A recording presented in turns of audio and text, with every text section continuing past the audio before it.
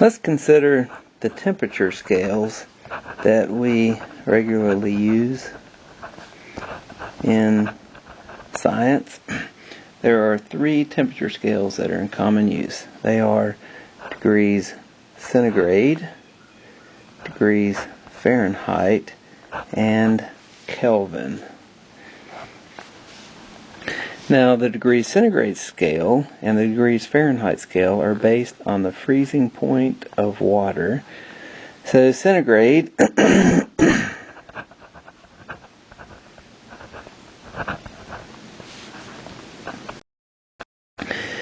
we have the freezing point of water, we have the boiling point of water, and we set the 0 at the freezing point and 100 degrees centigrade at the boiling point of water. So there are 100 units between the freezing point and boiling point of water. Now, for the Fahrenheit scale,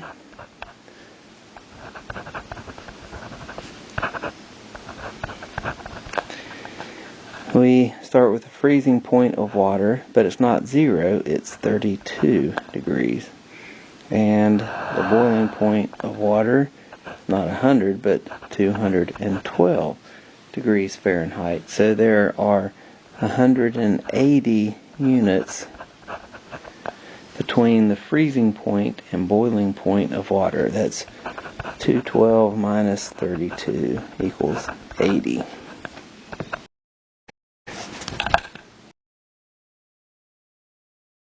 Now, if we want to convert between the 2 scales, we'll have to form a conversion unit. So there are 100 degrees centigrade between the freezing point of water, and there are 180 degrees Fahrenheit between the freezing and boiling point of water. So we can form our conversion factor from those 2 ranges, and we can divide again by, say, the left side of the equation. So we'll get 1 equals 180 degrees Fahrenheit divided by 100 degrees centigrade. We can reduce this fraction to 9 degrees Fahrenheit per 5 degrees centigrade. But to do a conversion between the 2 scales, we have to account for something that we usually don't run into, and that is the 0 offset. So the centigrade scale, degrees centigrade, starts at 0 degrees centigrade for the boiling of water, but the Fahrenheit scale starts at not 0, but 32 degrees centigrade. So say we're going to convert 25 degrees centigrade to whatever degrees Fahrenheit. We would start with 25 degrees centigrade, multiply by our conversion factor, 9 degrees Fahrenheit per 5 degrees centigrade. And you'll notice degrees centigrade cancels, but we have to account for the offset. So we're going to have to add 32 degrees Fahrenheit to account for the 32 degree offset of the 0 point. So that would equal 77 degrees Fahrenheit.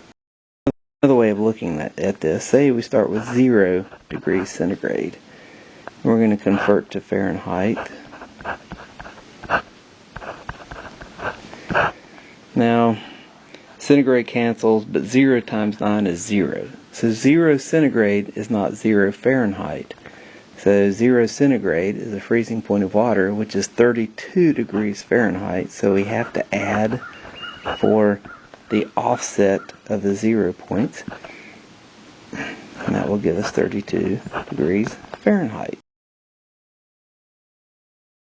Okay, now let's start with, say, 32 degrees Fahrenheit and convert to degrees centigrade.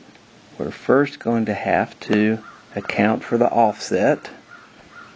So we're going to have to subtract 32 degrees Fahrenheit, then multiply by our conversion, 5 degrees centigrade per 9 degrees Fahrenheit. So Fahrenheit cancels, degrees centigrade remains as units, but we'll have 32 minus 32, which is 0, so that will give us 0 degrees centigrade. So if you have trouble deciding how to do the offset, just start with the freezing point of water, and you know you have to get 0 degrees centigrade or 32 degrees Fahrenheit. Okay, now let's look at the Kelvin temperature scale. This is called an absolute scale because nature chooses the 0 point, and 0 Kelvin is termed absolute 0. That's the lowest possible temperature. We actually can't obtain that temperature just like we can't actually obtain the speed of light, but we can get very close to it. So 0 Kelvin would be the temperature at which all motion ceases in matter. And the units for Kelvin and degrees centigrade, meaning the distance between temperature units, is the same. So Kelvin is equal to degrees centigrade plus 273. Now this is kind of a sloppy shorthand way of writing it. If we did it correctly, like we did with the Fahrenheit centigrade scales, we have another 0 offset. We have centigrade starting here and going to 100 for the freezing and boiling point of water. But we have a centigrade starting way down here. I don't have enough room to get minus 273, but it starts way down here for 0. And I'll just use this for a break in the axis. And goes to here, and we have 373 Kelvin for the boiling point of water. So there's 1 degree centigrade per 1 Kelvin unit.